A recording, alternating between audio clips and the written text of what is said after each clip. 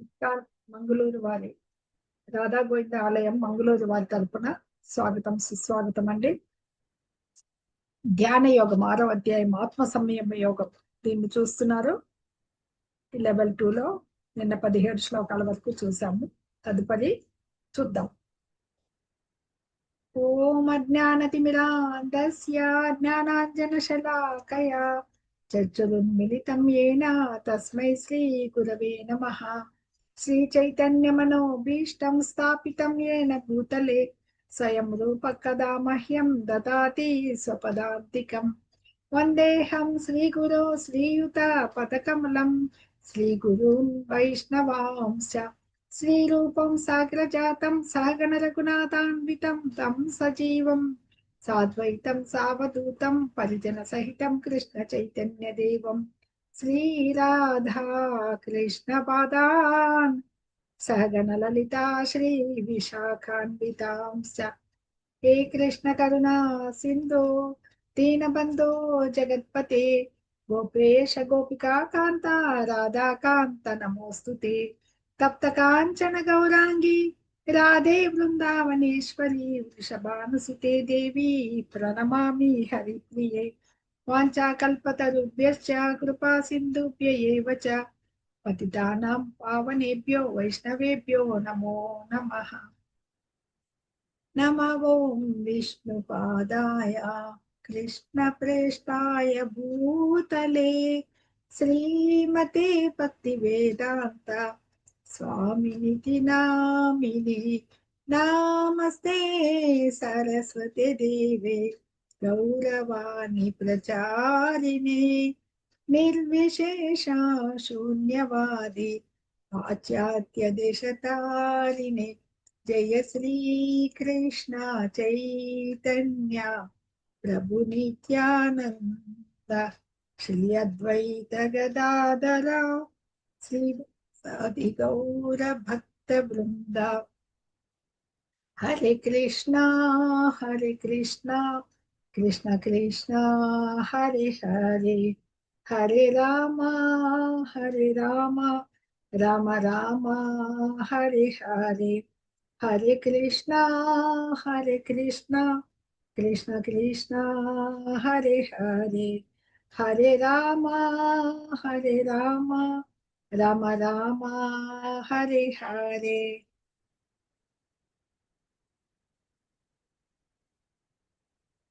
హరే కృష్ణ కృష్ణ హరే కృష్ణ కృష్ణ కృష్ణ హరే హరే హరే రామ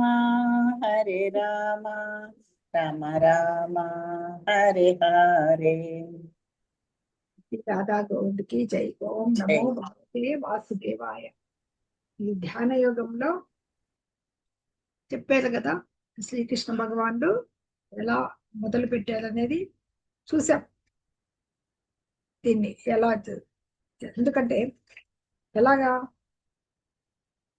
యోగి ఎలా ఉంటారు అందులో పద్ధతులు ఏవి? యమ నియమ, అష్టాంగ యోగంలో యమ నియమ, ఆసన, ప్రాణాయామ, ప్రత్యాహార, ధారణ, ధ్యాన, సమాధి స్థితి అవి ఆచరిస్తూ ఈ 17 నిన్న చూసిన శ్లోకాల వరకు వచ్చినప్పుడు ఆ నియమాలు అంటే ఏమి?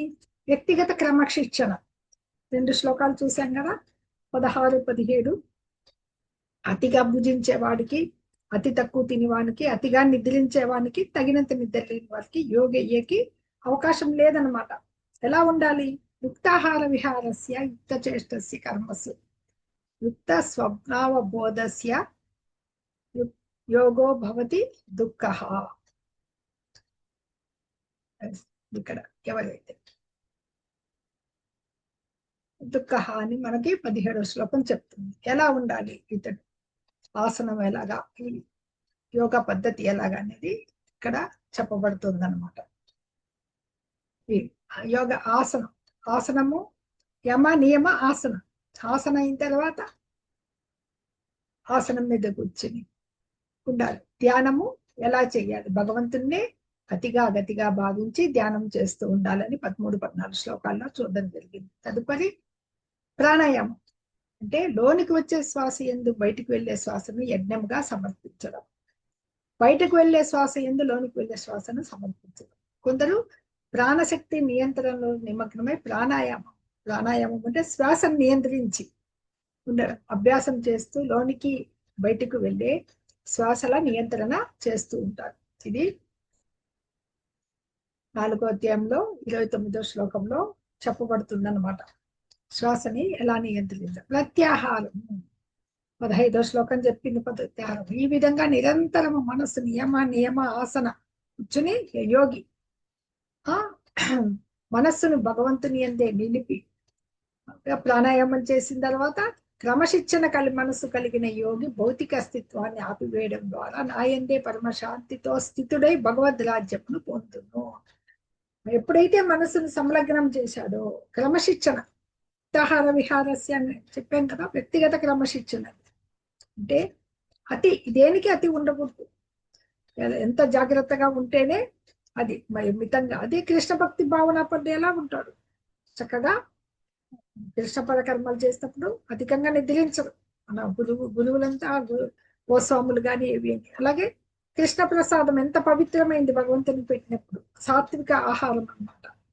అది యుక్తాహార విహారస్య నియమితములైన ఆహారము, నిద్ర, విహారము, కర్మలు ఇవన్నీ నియమితంగా ఉన్నప్పుడు భౌతిక క్లేశాలు ఉండవు.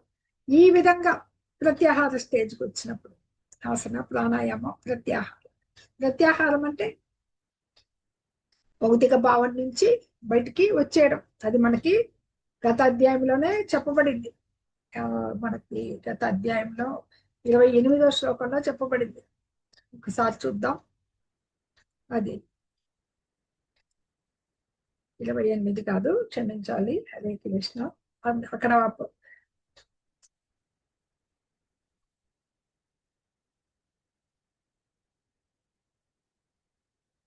ప్రత్యాహార స్థితికి రావడం అనేది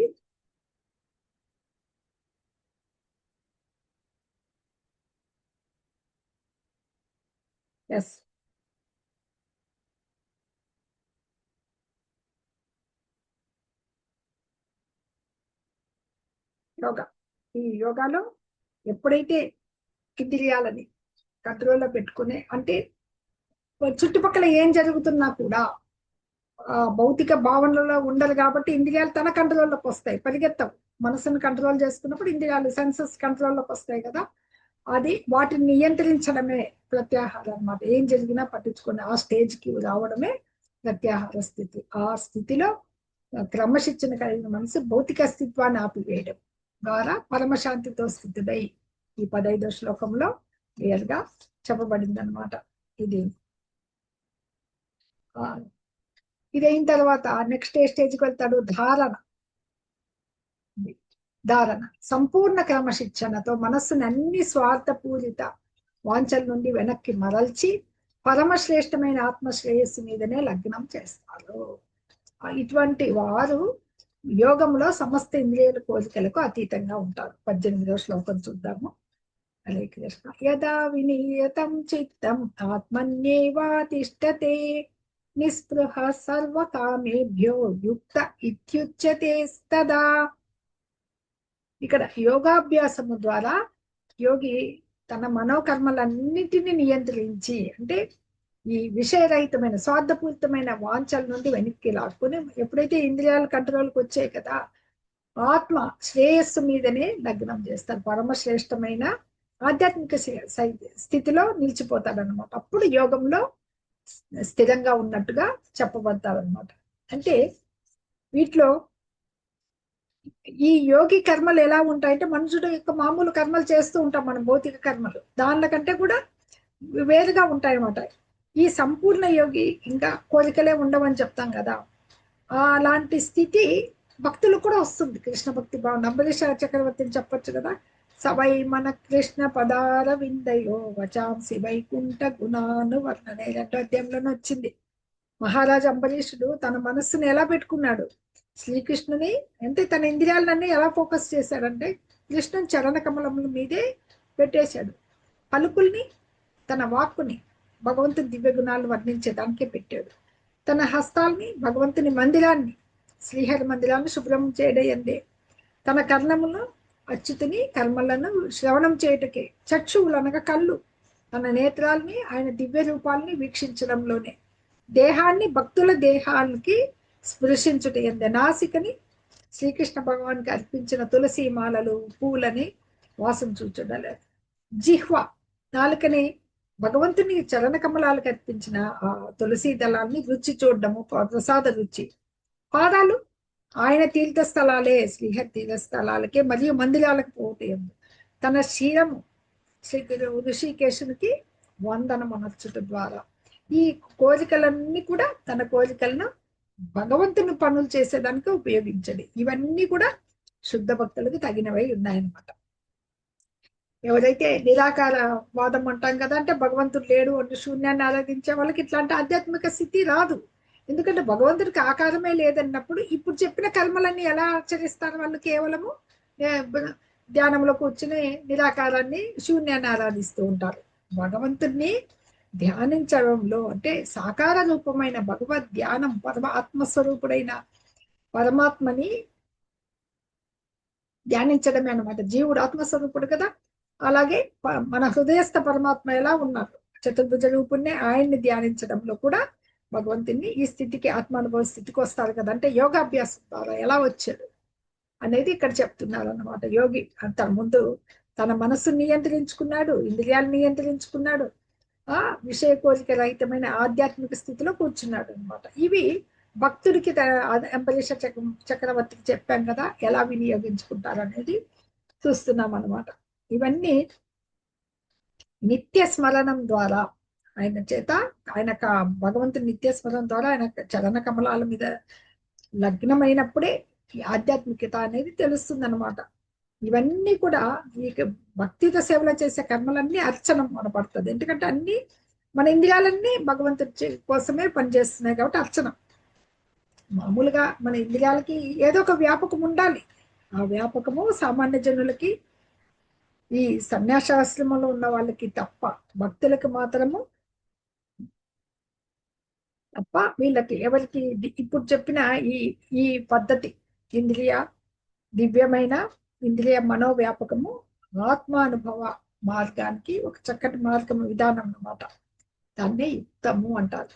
అది ఇక్కడ చెప్పబడింది అనమాట. యుక్తమైంది ఏదేని. ఎందుకంటే ఆ శ్లోకంలో యుక్త ఇత్యుచ్యతే తదా అన్నారు అనమాట. యుక్త అంటే యోగములందు స్థిరపడిన వాడు ఎలా ఉంటాడు అని.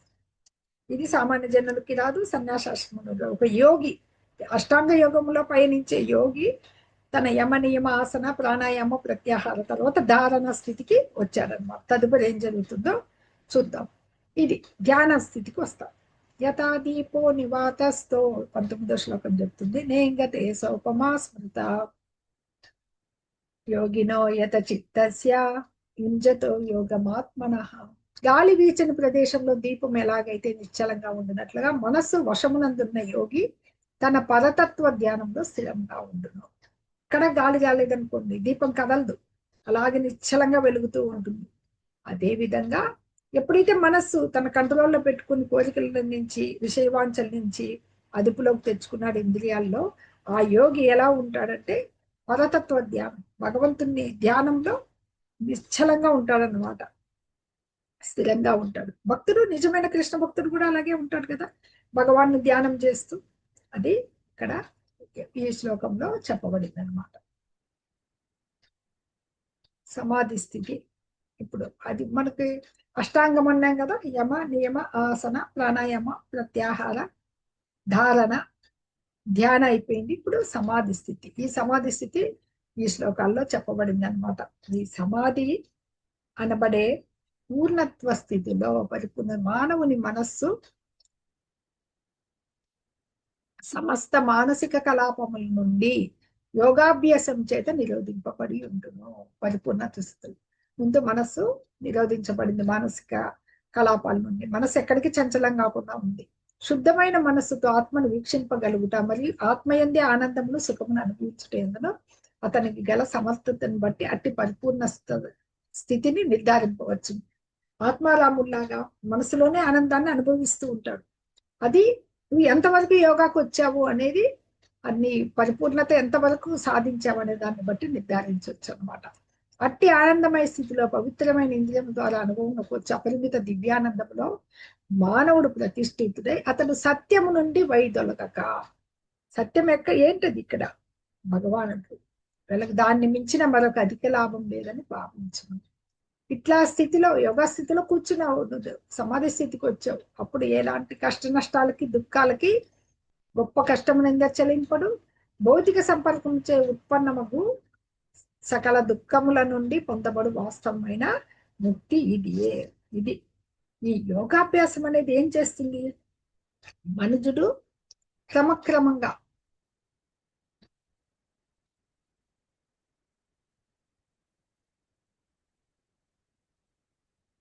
భౌతిక భావన నుండి ముక్తుడు కావడం అనమాట. ఇది యోగ సిద్ధాంతం యొక్క ప్రధాన లక్షణం. తదుపరి మనుజుడు సమాధి స్థితి ఎందు మగ్నుడవుతాడు అనమాట.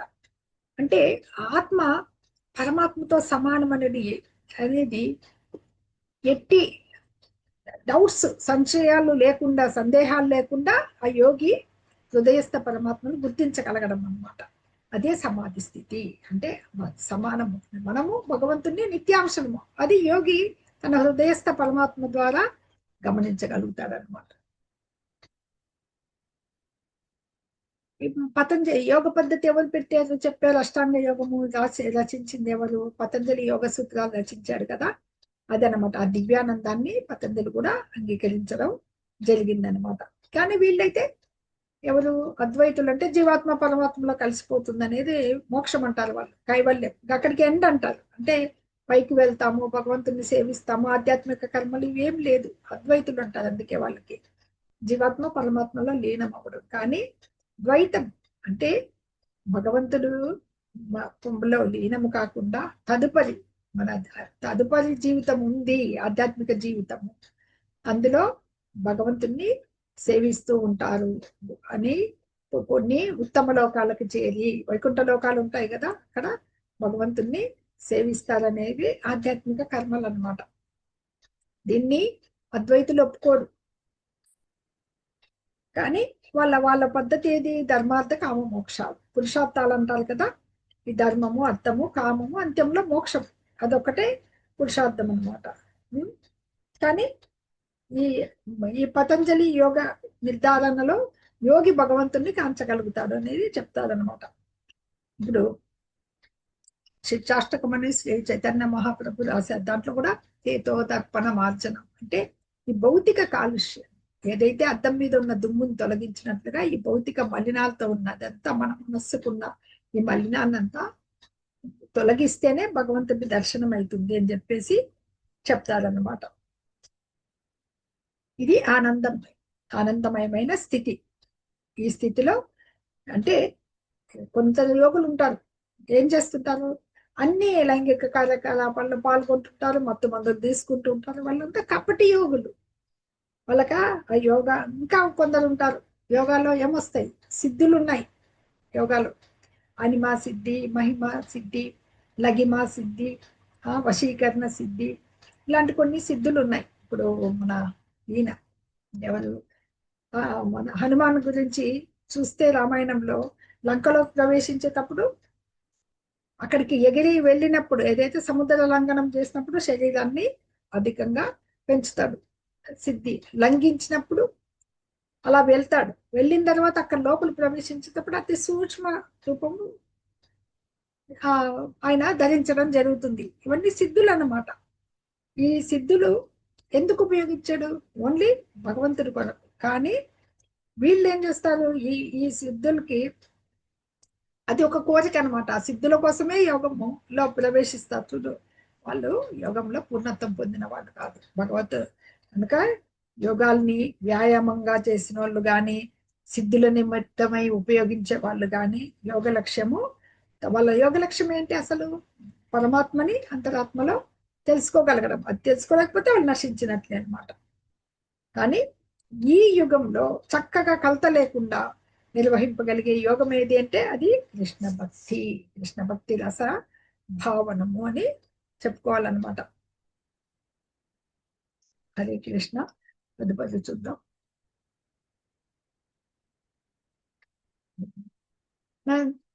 స నిశ్చయేన యోక్తవ్యో యోగో నిర్విన్న చేతసా సంకల్ప ప్రభవాస్ కామాస్ త్యక్త్వా సర్వాన్ అశేషతః మనసైవేంద్రియ గ్రామం వినియమ్య సమంతతః. మనిషి దృఢ సంకల్పంతో శ్రద్ధతో ఈ యోగమును మార్గము తప్పక అభ్యాసం చేయాలి. ప్రాపంచిక తలపుల నుండి వచ్చిన అన్ని కోరికలను త్యజించి మనస్సుతో ఇంద్రియాలను అన్ని వైపుల నుండి నిగ్రహించాలి. ముఖ్యంగా యోగికి కావాల్సింది ఏదంటే, యోగ మార్గంలో వెళ్ళే వాళ్ళకి అభ్యాసం, సాధన కావాలి. ఆ సాధనలో చేయాల్సింది. ఇప్పుడు కృష్ణ భక్తి భావంలో ఉన్నవారు అనుకోండి, ఆ భక్తియుత సేవలో ఉన్నప్పుడు వాళ్ళకి ప్రాపంచిక విషయాలపైన కోరికలు ఉండవు. కోరికలు ప్రత్యేకంగా త్యజించాల్సిన అవసరాలు లేదు. ఇంద్రియాన్ని కంట్రోల్ చేస్తారు, ఆటోమేటిక్ గా భగవంతుని వైపు మళ్ళుతాయి. యోగి మటుకు కష్టసాధ్యమైంది అనమాట. ఇలా చేస్తూ అన్ని వైపుల నుంచి ఉండాలి. మెయిగా నిశ్చయం, ఎందుకంటే ఆ దృఢత్వం ఉండాలన్నమాట. మొదట్లో చెప్పుకున్నాం కదా, మొదటి మెట్టు రురుక్షు అయితే చివరి మెట్టు భక్తి యోగం అనేది రోగారూఢం. యోగారూఢానికి వెళ్ళే మెథడ్స్ అన్ని ఇప్పుడు చెప్తున్నారు అనమాట. ఓపిక, వాళ్ళకి కావాల్సింది మెయిన్ ఓపిక ఉండాలి అభ్యాసంలో. మాకు ఫైనల్ గోల్ ఏంటి, ఆ గోల్ చేరుకోవాలంటే పట్టుదలతో ఎలా ఉండాలి అని. ఎప్పటికీ నిరాశ చెందరాదనమాట. ఆ నిష్ఠతో అభ్యాసము చేస్తూనే ఉండాలి. ఆ సాధన అనేది ఉత్సాహము, పట్టుదల, నిశ్చయము. భక్తుల సమక్షంలో విద్యుక్త ధర్మాలని నిర్వర్తించుట, ఇవన్నీ కూడా మనకి రూప గోస్వామి వారు ఉపదేశామృతం అని ఒక చక్కటి పుస్తకములో రచించున్నారు. ఇవన్నీ ఉత్సాహము, పట్టుదల, నిశ్చయము, భక్తుల సమక్షంలో మన కర్మలు ఆచరించడము, సత్వగుణ కార్యాలందే ఉండడము, ఇవన్నీ భక్తి యోగాన్ని నిర్వహించేదానికి అనుకూల మార్గాలు అనమాట. ఉత్సాహాన్ని ఇచ్చే ఆ ధైర్యాన్ని చెప్తారు అక్కడ. ఈ దృఢ పట్టుదల అనే దానికి ఒక చిన్న స్టోరీ చెప్పుకోవచ్చు. ఒక పిచ్చుక ఉందండి. ఒక మాలో పిచ్చుక సముద్రం ఒడ్డున గుడ్లు పెట్టింది. సముద్ర పొలాలలో వచ్చాయి గుడ్లు తీసుకెళ్ళిపోయి. ఆ పిచ్చుక రోధించింది, అరే నా గుడ్లు వెళ్ళిపోయాయని. సముద్రాన్ని తిరిగి ఇవ్వమని అడిగింది. సముద్రుడు అసలు ఆ పిచ్చుక ప్రార్థనని వినలేదు. అది నేను చూడు నీ సముద్రాన్ని ఎండింపజేస్తాను, తన చిన్న ముక్కుతో నీళ్లు తోడిపోయడం మొదలుపెట్టింది. అంటే అయిపోయింది, ఒక్కొక్క చుక్క. చూసిన వాళ్ళు ఏమంటారు, హేళన చేశారు. నీ నిశ్చయాన్ని చూసి అందరూ హేళన చేశారు. పిచ్చుక కార్యం ఆపలేదు, వీళ్ళంతా హేళన చేశారని అలాగ చేస్తూనే ఉంది తన గుడ్లు ఇచ్చే వరకు. ఇది ఎవరికి చేరింది అంటే, ఈ కథలో చెప్పడం ఏమి, మనలో పట్టుదల ఉంటే భగవత్ సంకల్పం ఎలా ఉంటుంది. అది ఇది పక్షి జాతులకంతా రాజు ఎవరు, గరుత్మంతుడు. ఆ వార్త ఆ పిచ్చుక యొక్క సంకల్పం గురించి, దృఢ నిశ్చయం గురించి గరుత్మంతుడికి చేరింది. వచ్చాడు గరుత్మంతుడు, వచ్చి సముద్రంతో ఆ గుడ్లను తిరిగి ఇవ్వు, లేదంటే నా రెక్కలతో నేను ఎండింపజేస్తాను అన్నాడు. గరుత్మంతుడు ఎవరు, సాక్షాత్తు భగవానుడి యొక్క వాహనం. అందుకు సముద్రుడు భయపడి ఇచ్చాడు. అంటే మనము ఎక్కడా ఓడిపోకుండా మన ప్రయత్నం చేస్తున్నప్పుడు భగవంతుడు తప్పక కరుణిస్తాడు. భక్తుని రూపంలో కానీ వస్తాడనమాట. అలాగే భక్తి, ఈ యోగాభ్యాసం కానీ కృష్ణ భక్తి భావనలో చేసే భక్తి యోగం కానీ కఠినమైనదిగా అనిపించవచ్చు, కానీ నియమాలను నిశ్చయంగా పాటించే వాళ్ళకి భగవంతుడు తప్పక సహాయం చేస్తాడు. ఇప్పుడు గరుత్మంతుడిలాగా అన్నమాట. అది తెలుసుకోవాలన్నమాట.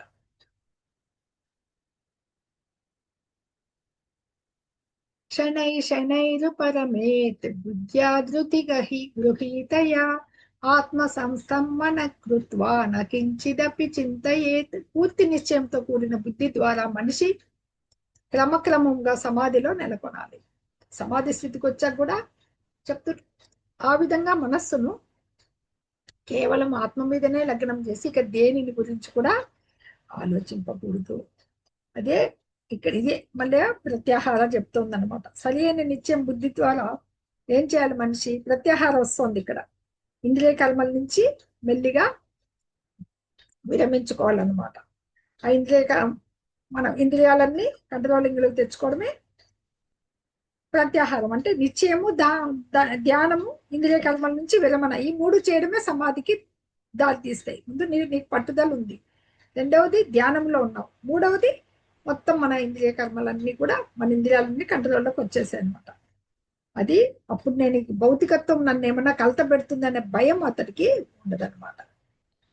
భగవానునికి ఏదైతే శ్రీకృష్ణ భగవాన్ ప్రియమును కూర్చేది మాత్రమే ఆలోచింపగలుగుతారు అనమాట. ఇక్కడ మళ్ళీ మనం చూసాము, దీంట్లో మళ్ళీ కూడా చూస్తున్నాం మన ఇంద్రియాలు ఎలా ఉంటాయి అనేసి. బుద్ధి, ఇది సెన్సెస్, ఇంద్రియాలని మనస్సు ఇక్కడ కళ్ళెం వేసి, ఇక్కడ ఏది బుద్ధి లాగుతూ ఉంటుంది కానీ మనసు పరుగు తీస్తూ ఉంటుంది అన్నమాట. ఇది దేహం అనేది ఒక రథంతో పోలుస్తారు దేహాన్ని. జీవాత్మ, జీవుడు ఉంటాడు. బుద్ధి ఎంత కంట్రోల్ చేసినా మనసు కంట్రోల్ ఉంటుంది, ఇంద్రియాలు పరుగు పెడుతూ ఉంటాయి అన్నమాట. వీటికి కావాల్సింది ఏది? సాధన, నిశ్చయము. యతో యతో నిశ్చలతి మనశ్చంచలం అస్థిరం తతస్తతో నియమ్యైత దాత్మన్యేవ వశం నయేత్. నియమ్యైతత్ ఆత్మన్యేవ వశం నయేత్ అంటే యథయత, చూడండి, ఎచ్చటెచ్చట నిశ్చలతి మిక్కిలి చలించును, మనశ్చంచలమస్థిరం తతస్తతో నియమ్యైత ఆత్మన్యేవ వశం నయేత్. ఇక్కడ ఏం చెప్తున్నారు? మనస్సు చంచలత్వం మరియు అస్థిరత్వం కారణంగా మనస్సు ఎచ్చట పరిభ్రమించిన అక్కడి నుంచి తీసుకొచ్చి ఆత్మ చేతిలోకి తీసుకొచ్చి పెట్టాలన్నమాట. ఇక్కడ ఈ చంచలమైన నిలకడలేని మనస్సు ఎక్కడెక్కడ తిరిగినా మనిషి దానిని నిశ్చయంగా వెనకకు తెచ్చి తిరిగి ఆత్మకు వశం చేయాలి. మాతాజీ, ఎవరైనా శ్లోకం చదువుతారేమో హ్యాండ్ చేయమని. హరే కృష్ణ. మాతాజీలు, ప్రభుజీలు ఎవరైనా శ్లోకం చదవాలనుకుంటే హ్యాండ్ రైజ్ చేయండి. విజయ మాతాజీ, హరే కృష్ణ. చదవండి మాతాజీ. యతో యతో నిశ్చలతి మనశ్చంచలమస్థిరం తతస్తతో నియమ్యైతాత్మన్యే వశం నయేత్. హరే కృష్ణ. Thank you. ఎవరైనా చదువుతారా మాతాజీలు, ప్రభుజీలు? హరే కృష్ణ. హ్యాండ్ రైజ్ చేసి పెట్టండి మాతాజీ, ప్రభుజీలు. శ్లోకం ఇద్దాం మాతాజీ. నెక్స్ట్ శ్లోకం చూద్దాం. ఇక్కడ చంచలత్వము, అస్థిరత్వం. మనసుకి ఏముంది? చంచలం, వాయువు కంటే వేగంగా పరిగెడుతూ ఉంటుంది. అస్థిరత్వం కాబట్టి అవి మనస్సు యొక్క స్వభావం, నేచర్. ఎంత మనసు నేచర్ అదనమాట. ఆ యోగి ఎలా వంటి వాడు? ఆత్మదర్శి. అట్లాంటి మనసుని నియంత్రించగలగాలి. కానీ అతడు మనసు చెప్పిన మాట వినకూడదు, మనం చెప్పిన మాట మనసు వినాలన్నమాట. అలాగా మనస్సుని నియంత్రించిన వాడు అనమాట. ఆ రకంగా మనసు నియంత్రిస్తే ఆటోమేటిక్గా ఇంద్రియాలు నియంత్రింపబడతాయి. వాళ్ళని గోస్వామి అంటారనమాట. ఇంద్రియాలకి మనం దాసుడు అయిపోతే గోదాసుడు అంటారనమాట మనము. అది కనుక దివ్యానందమైన భావన వచ్చేసింది కదా. ఇంద్రియాలు ఎవరి దగ్గర ఉంటాయి? ఎవరి సేవలు ఉంటాయి? ఇంద్రియాది నేత ఎవరు? 8వ అధ్యాయంలోనే పిలువబడతాడు ఋషికేశుడు. ఋషికేశుడు ఇంద్రియాలకి అధినేత కాబట్టి ఆయన పైనే కేంద్రీకరించాలి. ఆ విధంగా మొట్టమొదట మనుజుడు భగవంతుణ్ణి చేరుకోవాలనే మార్గంలో నిరంతరము భౌతిక ఆలోచనలతో, భౌతిక భావనలతో కలుషితమైపోయిన ఈ మనసును పవిత్రీకరణ చేసుకోవాలండి. అది ఇంద్రియ నిగ్రహం అంటే ప్యూరిఫై చేసుకోవాలా మనసుని. అదే ఆ పవిత్రమైన ఇంద్రియాలతో, దాన్ని జ్ఞాన చక్షువులు అంటాయి. ఈ భౌతిక చక్షువులతో మనం చూడలేము, ఎందుకంటే భౌతిక భావనలతో ఈ చక్షువులు కలుషితం అయిపోయినాయి. చక్షువులు అంటే మనవి కళ్ళు, నేత్రాలు. ఆ కలుషితమైన ఈ చక్షువుల్ని పవిత్రములు చేసుకోవాలంటే ఆ ఇంద్రియాలని కంట్రోల్ చేసుకొని భగవంతుని ఆత్మదర్శి చూడగలగాలన్నమాట. అంటే మన పవిత్రమైన ఇంద్రియాలతో భగవంతుని సేవించగలగడమే కృష్ణ భక్తి రస భావన అనమాట. ఇది ఇంద్రియాలని కంట్రోలింగ్ చేసుకునేకి ఉత్తమమైన మార్గం అనమాట. యోగాభ్యాసపు పర్ఫెక్ట్ స్టేజ్ అంటే ఇది అని కూడా చెప్పుకోవచ్చు అనమాట. ఇప్పుడు బ్రహ్మభూతం గురించి తెలుసుకున్నాం. నెక్స్ట్, ప్రశాంత మనసం హేనం యోగినం సుఖముత్తమం ఉపైతి శాంత రజసం బ్రహ్మభూతం అకల్మషం.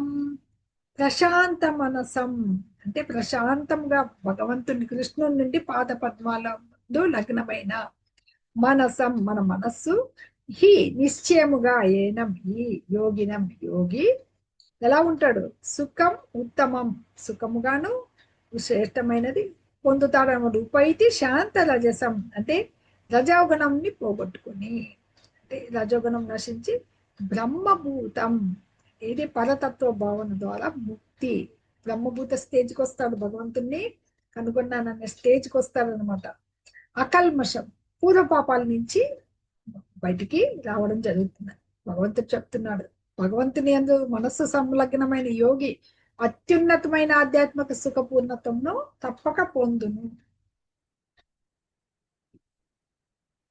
అతడు రజోగుణానికి అతీతుడై భగవంతునితో ఉన్నట్టి గుణరీతి సమత్వంను అనుభూతి చేసుకొని గత కర్మ ఫలాల నుండి ముక్తి పొందును. మనం ఎవరిలో దయస్తాం, భగవంతుని నిత్యాంశలం, అదే కదా మన నిజ స్థితి. గుణరీతి, మనము భగవంతుడు పెద్ద బంగారు గని అయితే మనం ఎవరము బంగారు కనిక, చిన్న బంగారు రేణు అనుకున్నాం, గని అయినైతే అన్నమాట. గుణరీతి ఒకటే కదా, అది బంగారమే ఇది బంగారమే, కానీ ఆయనతో ఎప్పటికీ సమానులు కాలేం. క్వాంటిటీ ఇలా ఎప్పటికి కాలం, క్వాలిటీ రీత్యా కొన్ని రెండు గుణాలు అన్నమాట. అందుకని అలాంటి సమత్వాన్ని అనుభూతి చేసుకునేసి గత కర్మ ఫలాలు, అదే బ్రహ్మభూత స్థితి అన్నమాట. దాని నుంచి భౌతిక సంపర్కం నుంచి ముక్తిని పొంది ఆ భక్తియుత సేవలో ఎప్పుడైతే నిలబడతామో అదే బ్రహ్మభూత స్థితి అన్నమాట. బ్రహ్మభూత మనకి 18వ అధ్యాయంలో 64వ శ్లోకం కూడా చెప్తుంది, బ్రహ్మభూత ప్రసన్నాత్మ నశోచతి నా కాంక్షతి అండ్ మద్భక్తి లభతే పరం అని చెప్పేసి మనకి 18వ అధ్యాయంలో 54వ శ్లోకం చెప్తుంది. సమసర్వేషు భూతేషు మద్భక్తి లభతే పరం అంటే అందరినీ సమానమైన దృష్టిలో దేనికి శోకింపక ఈ దివ్య స్థితిలో ఉన్నవాడు ఎలా ఉంటాడు, పరబ్రహ్మానందం పొందుతాడు కదా, పరబ్రహ్మానుభవం పొంది ఆనందపూర్ణమైన స్థితిలో దేనికోసం దుఃఖించడు, దేన్ని వాంఛించడు, అన్ని జీవుల ఎడ సమత్వ భావాన్ని కలిగి ఉంటాడు అనమాట. అటువంటి స్థితి అంటే శుద్ధ భక్తియుత సేవ పొందుతాడు అనమాట ఆ బ్రహ్మ. ఎందుకంటే ఇంతకుముందే చెప్పుకున్నాం అంబరీషుని గురించి, సవై మన కృష్ణ పదాల విందయో, అన్ని ఇంద్రియాలు భగవానికి సేవలోనే నిలిచి ఉండడమే ఆ రజోగుణం నుంచి బయటపడ్డమాట. ఇది ఉపైతి శాంత రజసం. రజోగుణం అంటే ఏమి, కోరికలతో కూడినది రజోగుణం.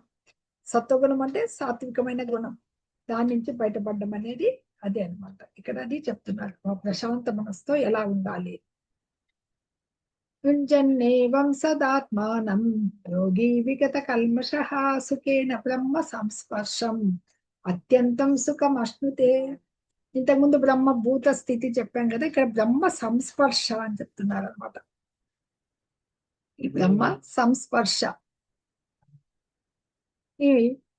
ఈ విధంగా ఆత్మ నిగ్రహుడైన యుంజన్నేవం అంటే యోగాభ్యాసం నందు మగ్నుడైన వాడు ఆ విధంగా సదా ఎల్లప్పుడూ ఆత్మను యోగి, ఈ యోగి ఎలా ఉన్నాడు ఇప్పుడు, పరబ్రహ్మంతో కూడి ఉన్నవాడు, పరమాత్మతో. విగత కల్మష, సర్వ భౌతిక కల్మషాల నుంచి బయటపడిపోయినాడు అనమాట. సుఖేన దివ్యమైన సౌఖ్యం నందు బ్రహ్మ సంస్పర్శం అంటే పరబ్రహ్మంతో సదా కూడి ఉండటమే సుఖం అశ్నుతే. అంటే ఇక్కడ అత్యున్నతమైన అత్యంతం సుఖం అశ్నుతే, సౌఖ్యాన్ని పొందుతాడు. ఈ విధంగా ఆత్మ నిగ్రహం కలిగిన యోగి యోగ సాధనలో నెలకొని సమస్త భౌతిక మలినం నుండి ముక్తి పొందుతాడు. ఎల్లప్పుడూ పరమాత్ముని దివ్యమైన సేవలో ఉండుటొచ్చి సంపూర్ణ ఆనందం యొక్క అత్యున్నత ఆత్మానుభవ స్థితిలో దివ్యానందాన్ని అనుభవిస్తూ ఉంటాడు అనమాట. ఈ భగవంతుని సంబంధంలో అలా ఉన్నప్పుడు నా నిజస్థితి ఏంటి, నేను భగవంతుని అంశాన్ని అని తెలుసుకోవడమే ఆత్మానుభవం. ఎందుకంటే తన్ని నిజస్థితి తెలుసుకున్నాం, మనం ఎక్కడి నుంచి వచ్చాం, భగవంతుని అంశ అని. మరి అంశ అయినందుకు ఆ దేవుడికి మనము సేవ చేయాలి, అదే మన నిజస్థితి అనమాట. ఆత్మకి భగవంతుడికి ఈ సంబంధాన్ని బ్రహ్మ సంస్పర్శం అంటారు అనమాట. ఆత్మకి భగవంతునితో కలిగిన ఇట్లాంటి దివ్య సంబంధమే బ్రహ్మ సంస్పర్శ అని చెప్పబడుతుంది. సర్వభూతస్తమాత్మానం సర్వభూతాని చాత్మని ఈక్షతే యోగయుక్తాత్మ సర్వత్రా సమదర్శనః. సర్వభూతస్థం అన్ని సర్వజీవుల్లో ఉన్నవానిగా, ఆత్మానం పరమాత్మని, సర్వభూతాన్ని సర్వ ప్రాణులను, చ కూడా ఆత్మని ఆత్మయందును, ఈక్షతే ఎవరైతే చూస్తున్నారో యోగ యుక్తాత్మ కృష్ణ భక్తి సమన్వితుడు సర్వత్రా అంతటను సమదర్శన సమముగా కాంచును. ఎలా ఉంటాడు? ఒక పర్ఫెక్ట్ యోగి. అతని విజన్ ఎలా ఉంటుంది, అది అంటే అతని దృష్టి ఎలా ఉంటుంది చూడడంలో అందరిని అన్నమాట. నిజమైన యోగి ఇక్కడ కృష్ణుణ్ణి సర్వజీవులందు కృష్ణుణ్ణి మరియు సర్వజీవుల్ని భగవంతునిలోను చూడగలనమాట. అట్లాంటి ఆత్మదర్శి అయిన అట్టివాడు దేవదేవుడైన కృష్ణుణ్ణి అన్ని చోట్ల చూస్తాడనమాట. మనకి 7వ అధ్యాయంలో కూడా వస్తుంది శ్లోకం. మహాత్మ జ్ఞానవాన్ మాం ప్రపద్యతే వాసుదేవ సర్వమితి సమహాత్మ సుదుర్లభ అని మనకి 19వ శ్లోకం చెప్తుంది.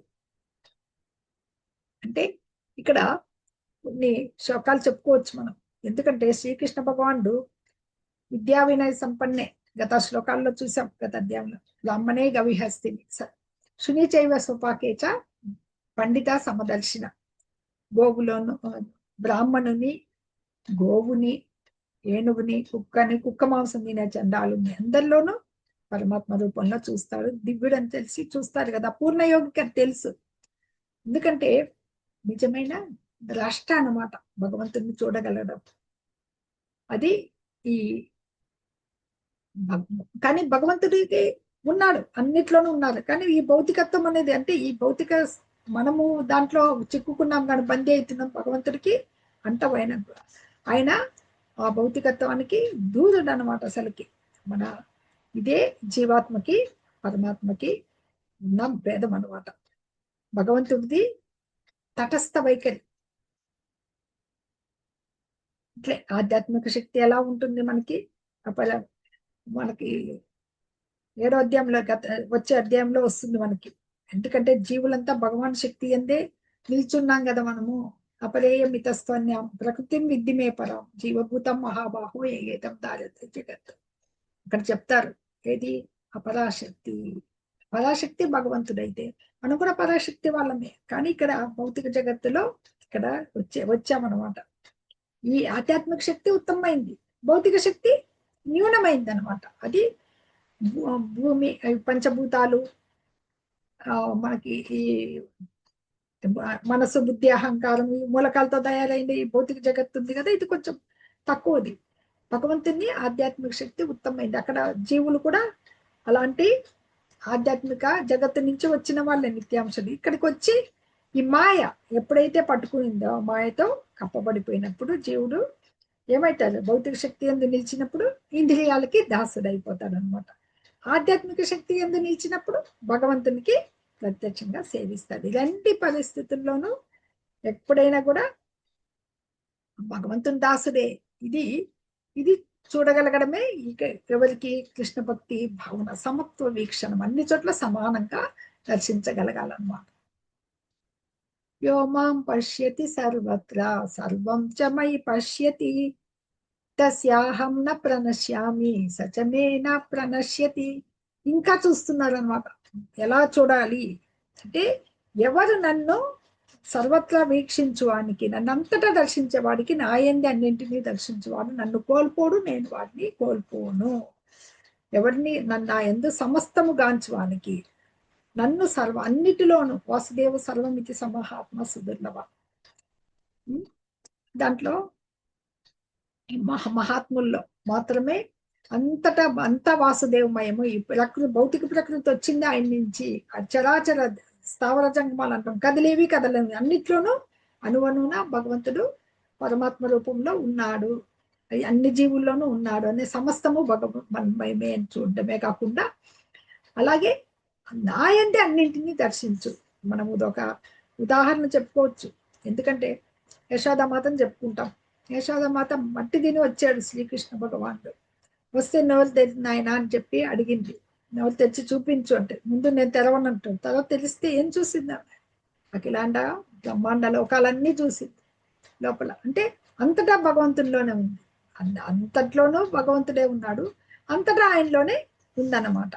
అట్లా అది గ్రహించగలిగిన వాడే నిజమైన యోగి అన్నమాట. ఇది కృష్ణ భక్తి. ఎంత భక్తురాలు! మళ్ళీ భగవంతుడే ఆమెకి, యశోదమ్మకి మదుపు చేస్తాడు. ఎందుకు? ఆయన బాల్య లీలలు ఆమె తల్లి వాత్సల్య ప్రేమలో జరపబడాలి, భగవంతునిగా కాదు. ఆ వాత్సల్య భక్తి ఆమెకి తన కుమారుడనే వాత్సల్య ప్రేమతో అతన్ని సేవించింది అనమాట. వాత్సల్య రసంలో ఉన్న మాత యశోదమాత. ఇప్పుడు మూల సిద్ధాంతం ఏది? కృష్ణ భక్తి రసభావనము. సర్వానికి శ్రీకృష్ణుడే ప్రభువు.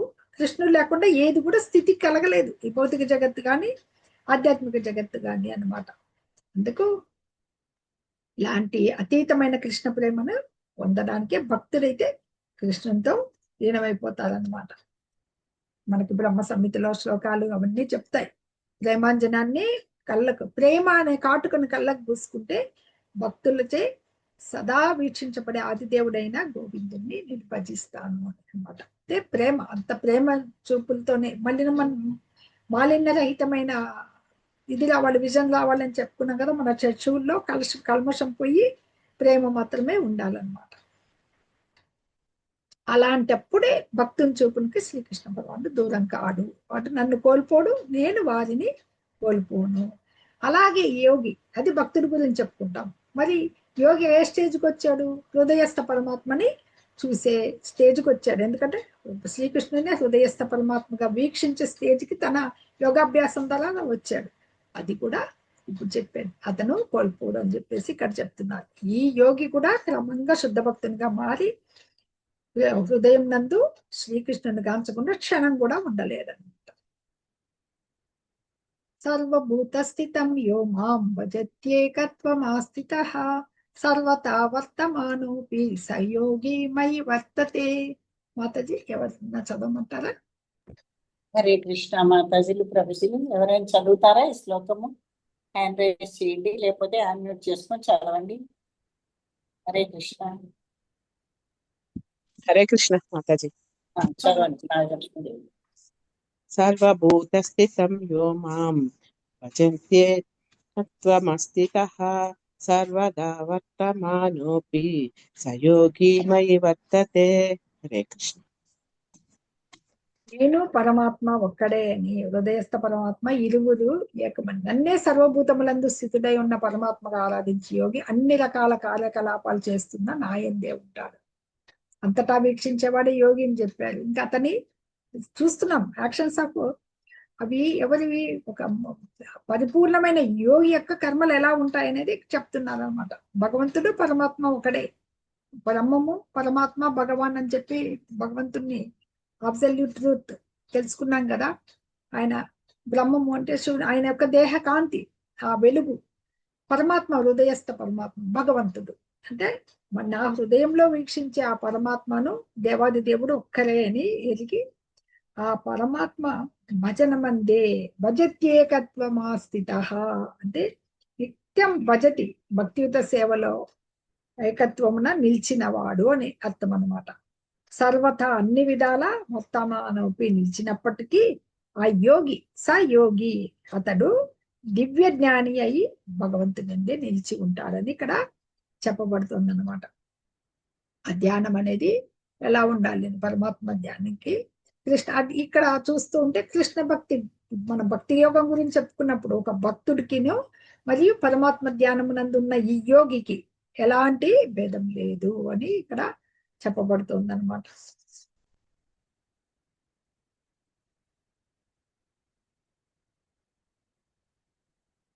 ఆత్మౌపమ్యేన సర్వత్ర సమం పశ్యతి యోర్జున సుఖం వా యది వా దుఃఖం సయోగి పరమో మతః.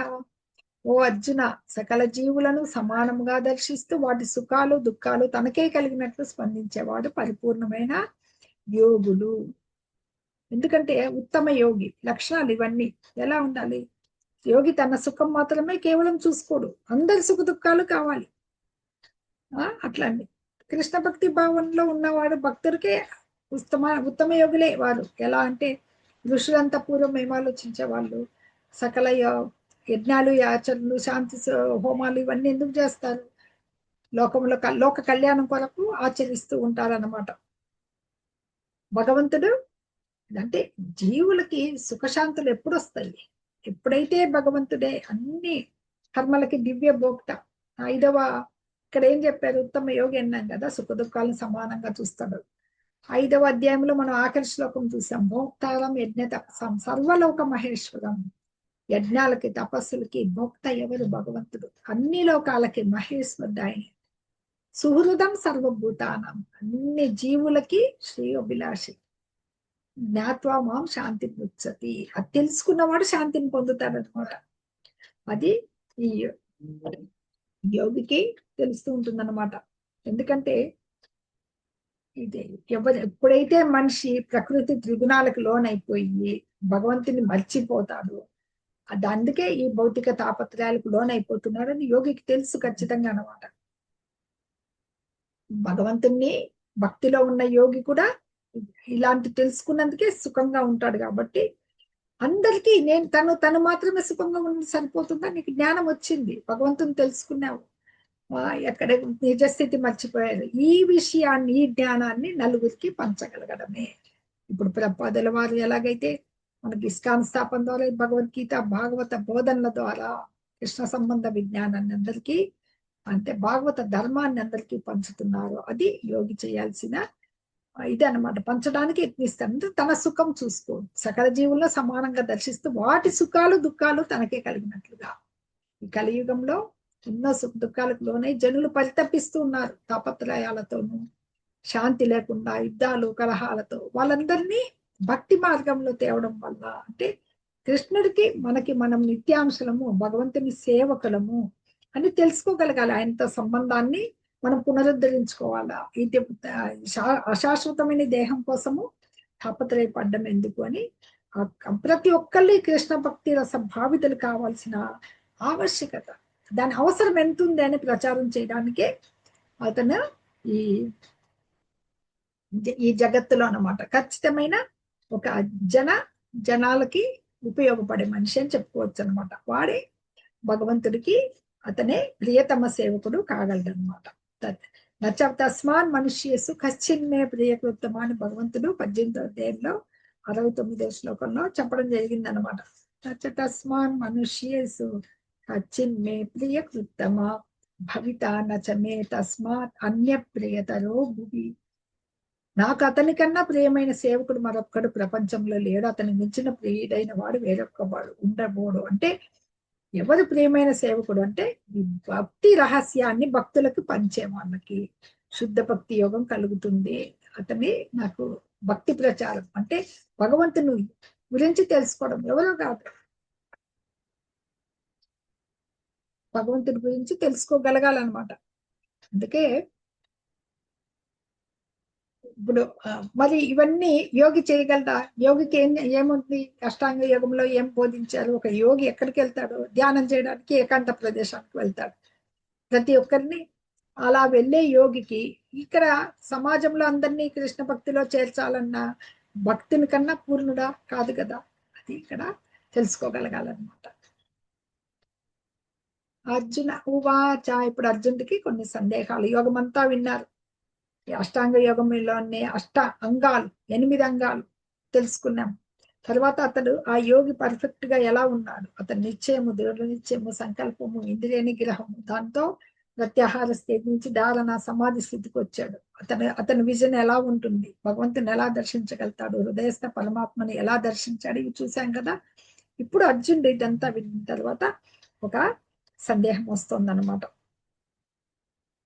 అది ఏమంటే అర్జున ఉవాచాయోయం యోగస్త్వయా ప్రోక్తః సామ్యేన మధుసూదన ఏతస్యాహం న పశ్యామి చంచలత్వాత్ స్థితిం స్థిరాం. యోగస్త్వయా ప్రోక్తః యో అయం, ఈ పద్ధతి యోగంది నువ్వు ఏదైతే చెప్తున్నావో వర్ణించబడినావో సామ్యేన సాధారణంగా ఓ మధుసూదన, ఏతస్య దీని యొక్క అహం నేను న పశ్యామి చూడలేకున్నాను, చంచలత్వా స్థితిం స్థిరాం, మనస్సు నిలకడ లేనిది కావడం వలన నీవు చెప్పిన యోగ విధానము నాకు ఆచరింప సఖ్యం కానిది మరియు అసాధ్యమైనది. చూడండి అర్జునుడికి ఎలా ఉంది. మనకు ఈ అధ్యాయంలో 10వ శ్లోకం నుంచి గత 32వ శ్లోకం వరకు యోగ పద్ధతి భగవంతుడు చెప్పాడు. కానీ ఇక్కడ అర్జునుడు ఏం చెప్తున్నాడు? తన అశక్తతను వెల్లడి చేస్తున్నాడు అనమాట. కలియుగంలో సాధారణంగా మనుషుడు వెళ్ళిపోయి ఏకాంతంలో ఇల్లు వదిలేసి అడవుల్లో కొండల్లో పోయి యోగాభ్యాసం చేయడం అనేది సాధ్యం కాని విషయం. కేవలం చిన్న జీవితం మంది, దీంట్లోనే బోల్డ్ అంత సంఘర్షణ ఉంది. ఇది కలియుగం యొక్క లక్షణం. త్రాయేనాల్పాయుష సభ్య కళావస్మిన్ యుగే జన. ఈ కళయుగంలో చాలా అల్పాయుష్కులు. మందాన్ సుమందమతయో మంద భాగ్య విపద్రుత అని మందమతులుగా ఉంటారు. వీళ్ళని ఎలా ఉద్ధరించేదని నైమిషారణ్యంలో ఋషులు ఆలోచిస్తారు అనమాట మన కోసమని. ఇది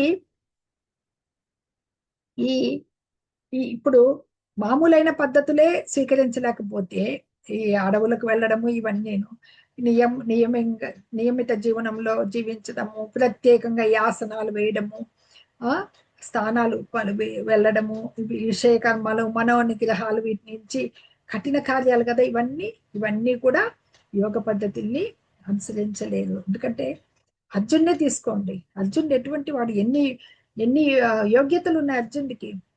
రాచవంశానికి క్షత్రియుడు చెందినవాడు, గొప్ప వీరుడు, దీర్ఘాయుష్ అప్పట్లో ఉండేది. మన అల్ప జీవితం కాదు. ముఖ్యంగా భగవంతునికి ప్రియమిత్రుడు, సఖ్యభక్తులు ఉన్నవాడు. 5,000 సంవత్సరాల కిందట ఇప్పుడున్న పరిస్థితుల కంటే అర్జునుడికి చాలా మంచి పరిస్థితులు ఉన్నాయి. కానీ అనుభూతి ఉన్నా కానీ యోగ పద్ధతిని నాకు కష్టం కృష్ణ అనేసాడు. నాకు చాలా ఆచరింపశక్యం కావడానికి. అర్జున్ లాంటి క్షత్రియుడు, భక్తుడు, సాక్షాత్ భగవంతున్నే మిత్రుడైన వాడికే సాధ్యం కాలేదంటే ఇది సామాన్య జనులకి ఎలాగ ఆచరించగలరు? అది అన్నమాట. అని కేవలం ఇప్పుడు చేసేటివంతా యోగాలన్నీ కేవలము అనుకరించడం అన్నమాట.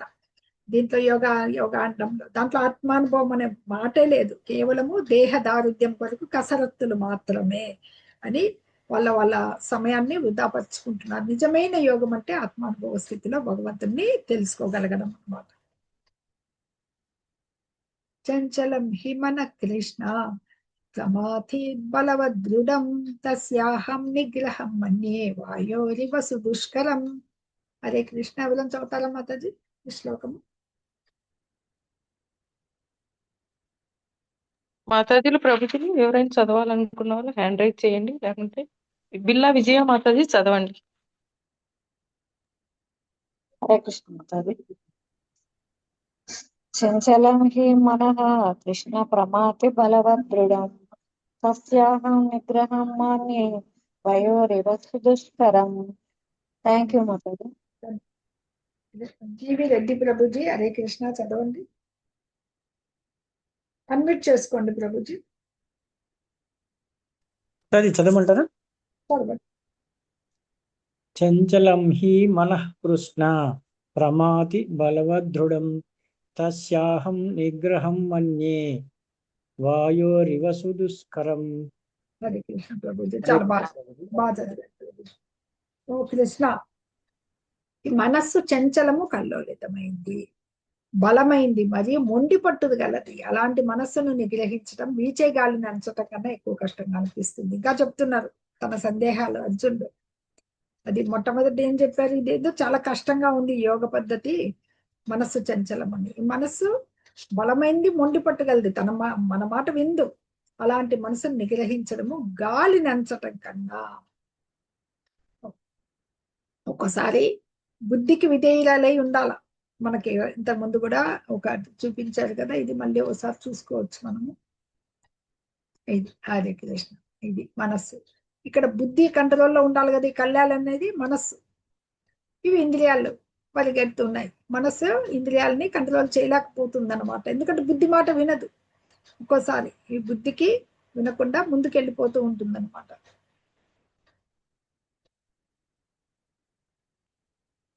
ఎస్, వినకుండా ముందుకెళ్ళేది. ఆ మనస్సుని నిగ్రహించుట చాలా కష్టమైంది అని చెప్పేసి చెప్పచ్చు అనమాట.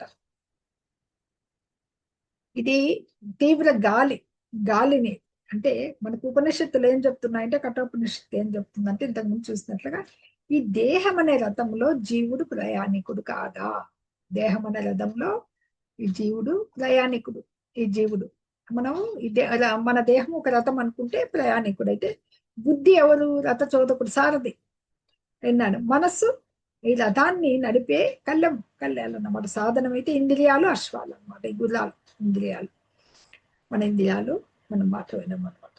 ఈ విధంగా ఈ జీవుడు ఈ మనస్సు మరియు ఇంద్రియాలకి సంగత్వం అని, ఈ సంగత్వంలో భోగాన్ని భోక్త అవుతున్నాడు అనమాట వీటిల్లో. అంటే బుద్ధి అనేది మనసుకి నిర్దేశాన్ని ఇవ్వాలి, కానీ ఈ బుద్ధిని సైతం ఈ మనసు ఒక్కోసారి జయిస్తుంది అనమాట. ఇట్లాంటి బలమైన మనస్సునే యోగ పద్ధతికి నియంత్రించవచ్చు. కానీ అర్జున్ వంటి వానికి కూడా యోగాభ్యాసం కష్టతరమైంది అని ఇక్కడ చెప్పుకుంటున్నాం. ఎందుకంటే ఇక్కడ ఈ శ్లోకంలో గాలి యొక్క ఉదాహరణ చాలా బాగా చక్కగా చెప్పారనమాట. గాలిని ఎవరు బంధించగలమో బంధించగలదు. అలాగే మనస్సు కూడా కల్లోలపూర్ణమైంది, అది కూడా రకరకాలలో ఉన్నది, కష్టతరం. అలాంటి మనస్సును పట్టుకోవాలంటే కూడా చాలా కష్టమని ఇక్కడ భగవంతునికి చెప్తున్నాను అనమాట. కానీ భక్తుడు ఎలా పట్టుకుంటాడు? హరే కృష్ణ మహామంత్రం ఉంది కదా, అది అలాగే కీర్తించడము హరే కృష్ణ మహామంత్రం ద్వారా మనస్సును నియంత్రించుకోవచ్చు. అలాగే ప్రతి ఒక్కళ్ళు సవై కృష్ణ మన పదాల విందయో, మన ఇంద్రియాలన్నీ కూడా భగవంతుడి సేవలో వినియోగిస్తే ఆ మనస్సుని కలవరపరిచినా కూడా ఇతర ఏ కార్యాలు కూడా అలాంటివి కలవరపరచలేవు, భగవంతుని పాదపద్మాల పైన చేస్తాయని ఇక్కడితో ఈరోజు ఈ క్లాసు విరమిద్దాము. రేపు మిగిలిన శ్లోకాలతో ఎండింగ్ చూద్దాము. హరే కృష్ణ. హరే కృష్ణ మాతాజీ.